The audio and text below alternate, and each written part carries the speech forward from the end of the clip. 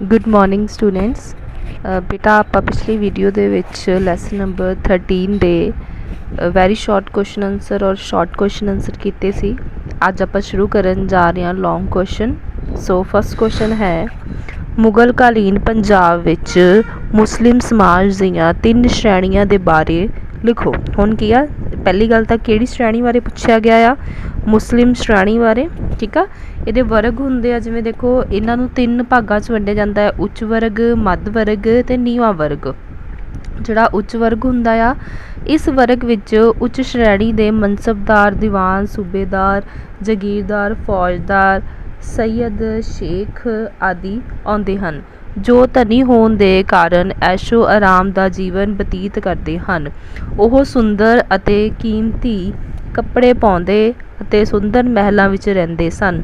ਦਾਵਤਾਂ ਅਤੇ ਜਸ਼ਨਾਂ ਦਾ ਪ੍ਰਬੰਧ ਕਰਨਾ, ਸ਼ਰਾਬ ਪੀਣਾ, ਸੁੰਦਰ ਇਸਤਰੀਆਂ ਦਾ ਮੁਜਰਾ, ਨਾਚ ਗਾਣਾ ਕਰਵਾਉਣਾ, ਜੂਆ ਅਤੇ ਸ਼ਿਕਾਰ ਖੇਡਣਾ ਆਦਿ ਉਹਨਾਂ ਦੇ ਮੁੱਖ ਸ਼ੌਕ ਸਨ। ਉਹਨਾਂ ਦੇ ਹਰਮ ਵਿੱਚ ਕਈ ਇਸਤਰੀਆਂ ਹੁੰਦੀਆਂ ਸਨ। ਮਤਲਬ ਕੀ ਹੈ ਕਿ ਬੇਟਾ ਇਸ ਪੈਰੇ ਦੇ ਅਕੋਰਡਿੰਗ ਕਿ ਉੱਚ ਸ਼੍ਰੇਣੀ ਦੇ ਲੋਕ ਹੁੰਦੇ ਆ, ਮਨਸਬਦਾਰ, ਦੀਵਾਨ, ਸੂਬੇਦਾਰ, ਜਗੀਰਦਾਰ, ਇਹ ਸਾਰੇ ਕੀ ਆ, ਉੱਚ ਸ਼੍ਰੇਣੀ 'ਚ ਆਉਂਦੇ ਆ। ਪੈਸੇ ਦੇ ਰਿਗਾਰਡਿੰਗ ਇਹ ਬਹੁਤ ਐਸ਼ੋ ਆਰਾਮ ਵਾਲਾ ਜੀਵਨ ਬਤੀਤ ਕਰਦੇ ਆ, ਧਨੀ ਹੁੰਦੇ ਆ। ਸੁੰਦਰ ਇਸਤਰੀਆਂ ਦਾ ਨਾਚ ਦੇਖਣਾ, ਸੁੰਦਰ ਮਹਿਲਾਂ ਵਿੱਚ ਰਹਿਣਾ, ਸੰਗੀਤ, ਸਾਰਾ ਕੁਛ ਕੀ ਆ, ਇਹਨਾਂ ਦੇ ਸ਼ੌਂਕ ਹੁੰਦੇ ਨੇ। ਸ਼ਿਕਾਰ ਖੇਡਣਾ, ਜੂਆ ਖੇਡਣਾ, ਸ਼ਰਾਬ ਪੀਣਾ, ਜਸ਼ਨ ਮਨਾਉਣੇ, ਇਹ ਸਾਰਾ ਕੁਛ ਕੀ ਆ, ਇਹਨਾਂ ਦੇ ਸ਼ੌਂਕ ਹੁੰਦੇ ਨੇ। ਔਰ ਇਹਨਾਂ ਦੇ ਹਰਮ ਦੇ ਵਿੱਚ ਕੀ ਆ, ਕਈ ਇਸਤਰੀਆਂ ਜਿਹੜੀਆਂ ਨੇ ਉਹ ਮੌਜੂਦ ਰਹਿੰਦੀਆਂ ਨੇ। ਅੱਗੇ ਹੈਗਾ ਹੈ ਜੀ ਸੈਕਿੰਡ ਪਾਰਟ, ਮੱਧ ਵਰਗ। ਇਸ ਵਰਗ ਵਿੱਚ ਵਪਾਰੀ, ਕਿਸਾਨ, ਸੈਨਿਕ ਅਤੇ ਛੋਟੇ ਦਰਜੇ ਦੇ ਸਰਕਾਰੀ ਕਰਮਚਾਰੀ ਹੁੰਦੇ ਸਨ। ਉੱਚ ਸ਼੍ਰੇਣੀ ਦੀ ਬਜਾਏ ਇਹਨਾਂ ਦਾ ਜੀਵਨ ਪੱਧਰ ਨੀਵੇਂ ਦਰਜੇ ਦਾ ਹੀ ਸੀ। ਉਹਨਾਂ ਦੀ ਤਰ੍ਹਾਂ ਭੋਗ ਵਿਲਾਸ ਦਾ ਜੀਵਨ ਬਤੀਤ ਨਹੀਂ ਕਰਦੇ ਸਨ, ਪਰੰਤੂ ਉਹਨਾਂ ਦਾ ਜੀਵਨ ਖੁਸ਼ਹਾਲ ਅਤੇ ਸ਼ਾਂਤੀਪੂਰਨ ਸੀ। ਮਤਲਬ ਕਿ ਉਹ ਮਿਹਨਤੀ ਵੀ ਸੀਗੇ। ਮੱਧ ਵਰਗ ਦੇ ਲੋਕ ਵਪਾਰੀ, ਕਿਸਾਨ, ਸੈਨਿਕ, ਛੋਟੇ ਦਰਜੇ ਦੇ ਸਰਕਾਰੀ ਕਰਮਚਾਰੀ। ਮਤਲਬ ਕੀ ਸੀਗਾ, ਉੱਚ ਵਰਗ ਦੇ ਮੁਕਾਬਲੇ ਇਹਨਾਂ ਦਾ ਜਿਹੜਾ ਜੀਵਨ ਪੱਧਰ ਸੀਗਾ ਉਹ ਨੀਵਾਂ ਸੀਗਾ, ਕਿਉਂਕਿ ਐਸ਼ੋ ਆਰਾਮ ਵਾਲਾ, ਭੋਗ ਵਿਲਾਸ ਵਾਲਾ ਜੀਵਨ ਨਹੀਂ ਬਤੀਤ ਕਰਦੇ ਸੀ। ਆਪਣੀ ਮਿਹਨਤ ਦੇ ਨਾਲ ਖੁਸ਼ਹਾਲ ਅਤੇ ਸ਼ਾਂਤੀਪੂਰਨ ਜਿਹੜਾ ਜੀਵਨ ਬਤੀਤ ਕਰਦੇ ਸੀ। ਅੱਗੇ ਹੈਗਾ ਥਰਡ, ਨੀਵਾਂ ਵਰਗ। ਇਸ ਵਰਗ ਵਿੱਚ ਜੁਲਾਹੇ, ਸੁਨਾਰ, ਲੁਹਾਰ, ਤੇਲੀ, ਤਰਖਾਣ, ਮੋਚੀ, ਕਸਾਈ, ਛੋਟੇ ਦੁਕਾਨਦਾਰ, ਮਜ਼ਦੂਰ ਅਤੇ ਦਾਸ ਆਦਿ ਸ਼ਾਮਿਲ ਸਨ। ਇਸ ਵਰਗ ਦੇ ਲੋਕ ਨੀਵੇਂ ਪੱਧਰ ਦਾ ਜੀਵਨ ਬਤੀਤ ਕਰਦੇ ਸਨ। ਬਹੁਤ ਮਿਹਨਤ ਕਰਨ 'ਤੇ ਵੀ ਇਹਨਾਂ ਨੂੰ ਪੇਟ ਭਰ ਕੇ ਭੋਜਨ ਨਹੀਂ ਮਿਲਦਾ ਸੀ। ਇਹਨਾਂ ਵਿੱਚ ਗੁਲਾਮਾਂ ਦੀ ਦਸ਼ਾ ਤਾਂ ਹੋਰ ਵੀ ਦਰਦਨਾਕ ਸੀ, ਜਿਨ੍ਹਾਂ ਨੂੰ ਖਰੀਦਣਾ ਅਤੇ ਵੇਚਣ ਲਈ ਮੰਡੀਆਂ ਲੱਗਦੀਆਂ ਸਨ। ਮਨ ਪਰਚਾਵੇ ਲਈ ਦਾਸੀਆਂ ਰੱਖਣ ਦੀ ਪ੍ਰਥਾ ਬੜੀ ਪ੍ਰਚਲਿਤ ਸੀ, ਜਿਨ੍ਹਾਂ ਦੀ ਕੀਮਤ ਉਹਨਾਂ ਦੀ ਸੁੰਦਰਤਾ 'ਤੇ ਨਿਰਭਰ ਕਰਦੀ ਸੀ।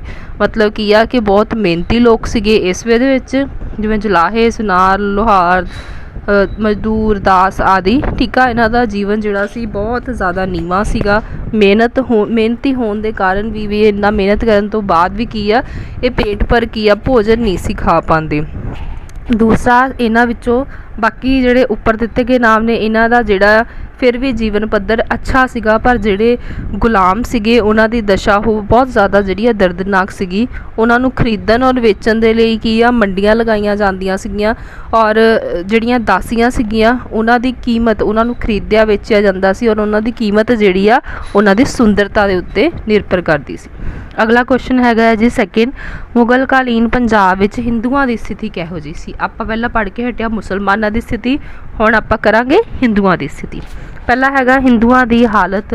ਸਮਾਜ ਵਿੱਚ ਹਿੰਦੂਆਂ ਦੀ ਗਿਣਤੀ ਮੁਸਲਮਾਨਾਂ ਨਾਲੋਂ ਜ਼ਿਆਦਾ ਸੀ, ਪਰੰਤੂ ਸ਼ਾਸਤ ਵਰਗ ਨਾਲ ਸੰਬੰਧਿਤ ਹੋਣ ਦੇ ਕਾਰਨ ਉਹਨਾਂ ਦੀ ਹਾਲਤ ਚੰਗੀ ਨਹੀਂ ਸੀ।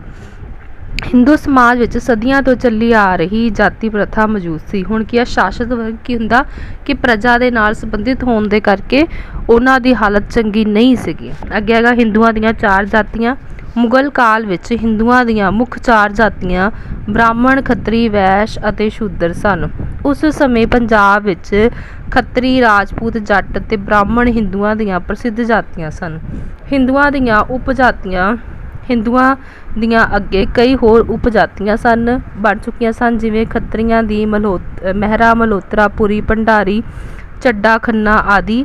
ਇਸੇ ਤਰ੍ਹਾਂ ਜੱਟ ਸਿੱਖਾਂ ਦੀਆਂ ਕੁਝ ਪ੍ਰਮੁੱਖ ਉਪਜਾਤੀਆਂ ਸਨ: ਸਿੱਧੂ, ਸੰਧੂ, ਗਰੇਵਾਲ, ਵਿਰਕ, ਚਾਹਲ, ਢਿੱਲੋਂ, ਕਾਲੋ ਆਦਿ। ਹੁਣ ਕੀ ਆ, 4 ਜਾਤੀਆਂ ਸੀ: ਬ੍ਰਾਹਮਣ, ਖੱਤਰੀ, ਵੈਸ਼, ਸ਼ੂਦਰ।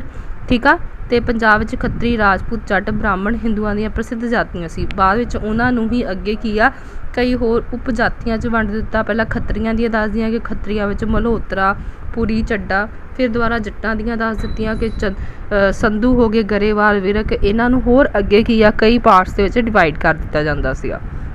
ਅੱਗੇ ਹੈਗਾ ਹਿੰਦੂਆਂ ਵਿੱਚ ਨੀਵੀਂ ਜਾਤੀ। ਮੁੱਖ ਰੂਪ ਤੋਂ ਇਲਾਵਾ ਨੀਵੀਂ ਜਾਤੀ ਦੇ ਹਿੰਦੂ ਵੀ ਕਾਫੀ ਗਿਣਤੀ ਵਿੱਚ ਪੰਜਾਬ ਵਿੱਚ ਰਹਿੰਦੇ ਸਨ, ਜਿਨ੍ਹਾਂ ਨੂੰ ਅਛੂਤ ਸਮਝ ਕੇ ਘਿਰਣਾ ਦੀ ਨਜ਼ਰ ਨਾਲ ਦੇਖਿਆ ਜਾਂਦਾ ਸੀ। ਹੁਣ ਕੀ ਆ ਕਿ ਕਈ ਜਿਹੜੇ ਹਿੰਦੂ ਸੀਗੇ ਉਹਨਾਂ ਵਿੱਚ ਵੀ ਨੀਵੀਂ ਜਾਤੀ ਦੇ ਲੋਕ ਸੀਗੇ, ਜਿਨ੍ਹਾਂ ਨੂੰ ਕੀ ਆ, ਇੰਨੀ ਘਿਰਣਾ ਦੇ ਨਾਲ ਦੇਖਿਆ ਜਾਂਦਾ ਸੀਗਾ ਕਿ ਉਹਨਾਂ ਨੂੰ ਲੋਕ ਅਛੂਤ ਕਹਿ ਕੇ ਜਿਹੜਾ ਆ ਉਹ ਠੁਕਰਾ ਦਿੰਦੇ ਸੀਗੇ।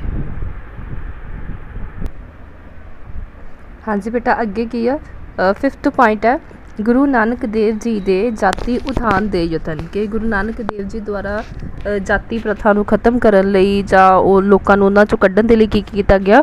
ਗੁਰੂ ਨਾਨਕ ਦੇਵ ਜੀ ਨੇ ਜਾਤੀ ਪ੍ਰਥਾ ਅਤੇ ਛੂਤ-ਛਾਤ ਦੇ ਵਿਰੁੱਧ ਜ਼ੋਰਦਾਰ ਆਵਾਜ਼ ਉਠਾਈ। ਜਾਤੀ ਪ੍ਰਥਾ ਦੇ ਕਲੰਕ ਨੂੰ ਖਤਮ ਕਰਨ ਦੇ ਲਈ ਉਹਨਾਂ ਨੇ ਸੰਗਤ ਤੇ ਪੰਗਤ ਪ੍ਰਥਾ ਚਲਾਈ।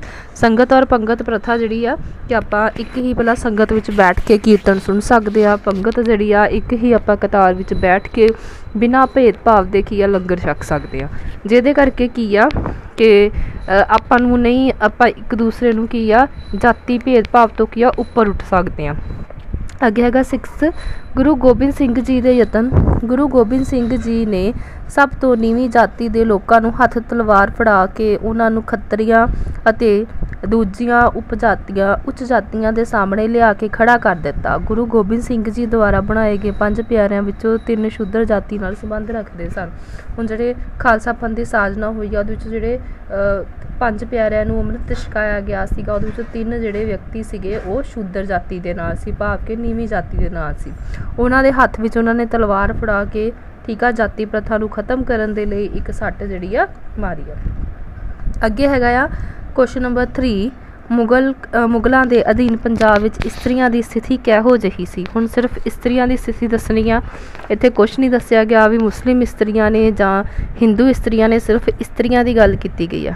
ਠੀਕ ਆ ਜੀ, ਇਹਦੇ ਵਿੱਚ ਆਪਾਂ ਦੋਨੋਂ ਤਰ੍ਹਾਂ ਕਿ ਚਾਹੇ ਮੁਸਲਿਮ ਇਸਤਰੀਆਂ ਨੇ ਚਾਹੇ ਹਿੰਦੂ ਇਸਤਰੀਆਂ ਨੇ, ਦੋਨਾਂ ਬਾਰੇ ਦੱਸ ਸਕਦੇ ਆ। ਅੱਗੇ ਹੈਗੇ ਆ ਤਰਸਯੋਗ ਸਥਿਤੀ। ਮੁਗਲਕਾਲੀਨ ਪੰਜਾਬ ਵਿੱਚ ਹਿੰਦੂਆਂ ਅਤੇ ਮੁਸਲਿਮ ਇਸਤਰੀਆਂ ਦੋਹਾਂ ਦੀ ਸਥਿਤੀ ਬੜੀ ਤਰਸਯੋਗ ਸੀ। ਇਸਤਰੀਆਂ ਨੂੰ ਸਿਰਫ ਭੋਗ ਵਿਲਾਸ ਦੀ ਵਸਤੂ ਸਮਝਿਆ ਜਾਂਦਾ ਸੀ। ਇਸਤਰੀਆਂ ਦੀ ਸਿੱਖਿਆ ਵੱਲ ਘੱਟ ਹੀ ਧਿਆਨ ਦਿੱਤਾ ਜਾਂਦਾ ਸੀ। ਭੋਗ ਵਿਲਾਸ ਮਤਲਬ ਕਿ ਉਹਨੂੰ ਵਸਤੂ ਸਮਝ ਲਿਆ, ਕਿ ਵਰਤ ਲਿਆ, ਸੁੱਟ ਦਿੱਤਾ, ਇੱਦਾਂ ਦੀ ਚੀਜ਼ ਜੋ ਆਸਾਨੀ ਨਾਲ ਮਿਲ ਜਾਵੇ ਉਹਨੂੰ ਕਿਹਾ ਜਾਂਦਾ ਆ। ਅੱਗੇ ਹੈਗਾ ਪਰਦੇ ਦਾ ਰਿਵਾਜ। ਹਿੰਦੂਆਂ ਅਤੇ ਮੁਸਲਮਾਨਾਂ ਦੋਹਾਂ ਵਿੱਚ ਪਰਦੇ ਦੀ ਪ੍ਰਥਾ ਪ੍ਰਚਲਿਤ ਸੀ। ਮੁਸਲਿਮ ਇਸਤਰੀਆਂ ਬੁਰਕਾ ਪਾਉਂਦੀਆਂ ਸਨ ਅਤੇ ਹਿੰਦੂ ਇਸਤਰੀਆਂ ਨੂੰ ਘੁੰਡ ਕੱਢਣਾ ਪੈਂਦਾ ਸੀ। ਦੋਨਾਂ ਦੇ ਵਿੱਚ ਪਰਦੇ ਦੀ ਰਸਮ ਸੀਗੀ। ਬੁਰਕਾ ਜਿਹੜਾ ਮੁਸਲਮਾਨਾਂ ਦੇ ਵਿੱਚ ਔਰ ਜਿਹੜਾ ਘੁੰਡ ਆ ਉਹ ਹਿੰਦੂਆਂ ਦੇ ਵਿੱਚ ਕੱਢਿਆ ਜਾਂਦਾ ਸੀ। ਅੱਗੇ ਹੈਗਾ ਬਹੁ ਵਿਆਹ ਅਤੇ ਸਤੀ ਪ੍ਰਥਾ। ਬਹੁ ਵਿਆਹ ਅਤੇ ਤਲਾਕ ਨੇ ਮੁਸਲਿਮ ਇਸਤਰੀਆਂ ਦੇ ਜੀਵਨ ਬੜਾ ਕਸ਼ਟਪੂਰਨ ਕਰ ਦਿੱਤਾ ਸੀ। ਹਿੰਦੂਆਂ ਵਿੱਚ ਕੰਨਿਆ ਹੱਤਿਆ, ਬਾਲ ਵਿਆਹ, ਸਤੀ ਪ੍ਰਥਾ, ਵੈਸ਼ਵਾਵਿਰਤੀ ਆਦਿ ਕਈ ਬੁਰਾਈਆਂ ਪ੍ਰਚਲਿਤ ਸਨ। ਹਿੰਦੂਆਂ ਵਿੱਚ ਸਤੀ ਦੀ ਪ੍ਰਥਾ ਦੇ ਕਾਰਨ ਵਿਧਵਾ ਦੇ ਦੁਬਾਰਾ ਵਿਆਹ ਦੀ ਆਗਿਆ ਨਹੀਂ ਸੀ। ਹੁਣ ਕੀ ਆ, ਇੰਨੀਆਂ ਜ਼ਿਆਦਾ ਬੁਰਾਈਆਂ, ਬਹੁਤ ਵਿਆਹ ਹੋ ਗਿਆ ਕਿ ਜਿਹੜਾ ਮਰਦ ਆ ਠੀਕ ਆ ਉਹ ਇੱਕ ਤੋਂ ਵੱਧ ਵਿਆਹ ਕਰਾ ਸਕਦਾ ਇਸਤਰੀਆਂ ਦੇ ਨਾਲ। ਸਤੀ ਪ੍ਰਥਾ ਕਿ ਅਗਰ ਇੱਕ ਔਰਤ ਦਾ ਪਤੀ ਮਰ ਜਾਂਦਾ ਸੀ ਤਾਂ ਉਹਦੀ ਚਿਤਾ ਦੇ ਨਾਲ ਹੀ ਉਹਨੂੰ ਜਲਾ ਦਿੱਤਾ ਜਾਣਾ, ਉਹ ਹੁੰਦੀ ਹੈ ਸਤੀ ਪ੍ਰਥਾ। ਬਾਕੀ ਹੋਰ ਵੀ ਬਹੁਤ ਸਾਰੀਆਂ ਤਲਾਕ, ਮੁਸਲਮਾਨਾਂ ਦੇ ਵਿੱਚ ਤਲਾਕ ਦੀ ਪ੍ਰਥਾ ਕਿ ਅਗਰ ਲੜਾਈ ਹੋ ਗਈ ਜਾਂ ਕੁਛ ਵੀ ਆ ਤਾਂ ਮਰਦ ਜਿਹੜਾ ਆ ਤਲਾਕ ਬੋਲ ਕੇ ਇਸਤਰੀ ਨੂੰ ਛੱਡ ਦਿੰਦਾ ਸੀ, ਜਿਹਦੇ ਕਰਕੇ ਇਸਤਰੀ ਨੂੰ ਸਾਰਾ ਜੀਵਨ ਅੱਗੇ ਕਸ਼ਟਪੂਰਨ ਸਹਿਣਾ ਪੈਂਦਾ ਸੀ। ਅੱਗੇ ਹੈਗਾ ਆ ਇਸਤਰੀਆਂ ਦੀ ਹਾਲਤ ਵਿੱਚ ਸੁਧਾਰ। ਇਹਨਾਂ ਬੁਰਾਈਆਂ ਨੂੰ ਦੂਰ ਕਰਕੇ ਇਸਤਰੀਆਂ ਦੀ ਦਸ਼ਾ ਸੁਧਾਰਨ ਲਈ ਮੁਗਲ ਸਮਰਾਟ ਅਕਬਰ ਅਤੇ ਸਿੱਖ ਗੁਰੂਆਂ ਨੇ ਘੋਰ ਯਤਨ ਕੀਤੇ। ਵੀ ਮਤਲਬ ਵੀ ਜਿਹੜਾ ਮੁਗਲਾਂ ਦੇ ਵਿੱਚ ਬਾਦਸ਼ਾਹ ਅਕਬਰ ਹੋਏ ਨੇ ਉਹਨਾਂ ਨੇ ਵੀ ਬਹੁਤ ਯਤਨ ਕੀਤਾ ਕਿ ਇਸਤਰੀਆਂ ਦੀ ਸਥਿਤੀ ਦੇ ਵਿੱਚ ਜਿਹੜਾ ਕੀ ਆ ਕਾਫੀ ਸੁਧਾਰ ਲਿਆਂਦਾ ਜਾਵੇ, ਔਰ ਦੂਸਰੇ ਸਾਰੇ ਸਿੱਖ ਗੁਰੂਆਂ ਨੇ ਵੀ ਇਹ ਵੀ ਬਹੁਤ ਯਤਨ ਕੀਤੇ ਆ ਕਿ ਇਸਤਰੀਆਂ ਦੀ ਸਥਿਤੀ ਨੂੰ ਉੱਪਰ ਚੁੱਕਿਆ ਜਾਵੇ। ਅੱਗੇ ਹੈਗਾ ਆ ਸਿੱਖ ਗੁਰੂਆਂ ਦੁਆਰਾ ਬਰਾਬਰ ਦਾ ਦਰਜਾ। ਪਰ ਸਿੱਖ ਗੁਰੂਆਂ ਨੇ ਇਸਤਰੀਆਂ ਨੂੰ ਪੁਰਖਾਂ ਦੇ ਬਰਾਬਰ ਦਾ ਦਰਜਾ ਦਿੱਤਾ। ਗੁਰੂ ਗੋਬਿੰਦ ਸਿੰਘ ਜੀ ਨੇ ਖਾਲਸਾ ਦੇ ਨਿਰਮਾਣ ਸਮੇਂ ਆਪਣੇ ਸਿੱਖਾਂ ਨੂੰ ਸਪਸ਼ਟ ਕੀਤਾ ਕਿ ਜੋ ਲੋਕ ਆਪਣੀਆਂ ਧੀਆਂ ਨੂੰ ਮਾਰ ਸੁੱਟਦੇ ਹਨ ਉਹਨਾਂ ਨੂੰ ਖਾਲਸਾ ਚੋਂ ਕੱਢ ਦਿੱਤਾ ਜਾਏ। ਅਕਬਰ ਅਤੇ ਗੁਰੂ ਸਾਹਿਬਾਨਾਂ ਵੱਲੋਂ ਯਤਨ। ਅਕਬਰ ਨੇ ਵਿਧਵਾ ਦੇ ਦੁਬਾਰਾ ਵਿਆਹ ਨੂੰ ਵੀ ਉਤਸ਼ਾਹਿਤ ਕੀਤਾ, ਪਰੰਤੂ ਉਹ ਪਰਦਾ ਪ੍ਰਥਾ ਦੇ ਪੱਖ ਵਿੱਚ ਸੀ। ਗੁਰੂ ਅਮਰਦਾਸ ਜੀ ਨੇ ਪਰਦਾ ਪ੍ਰਥਾ ਦਾ ਜ਼ੋਰਦਾਰ ਨਿੰਦਿਆ ਕੀਤੀ। ਹੁਣ ਕੀ ਆ ਕਿ ਚਾਹੇ ਅਕਬਰ ਨੇ ਵਿਧਵਾ ਦੇ ਦੁਬਾਰਾ ਵਿਆਹ ਦੇ ਉੱਤੇ ਕੀ ਆ ਜ਼ੋਰ ਦਿੱਤਾ ਸੀਗਾ, ਬਟ ਕੀ ਆ ਉਹਨੇ ਪਰਦਾ ਪ੍ਰਥਾ ਦੇ ਵਿੱਚ ਕੀ ਆ ਉਹਨੂੰ ਖਤਮ ਨਹੀਂ ਸੀ ਕੀਤਾ।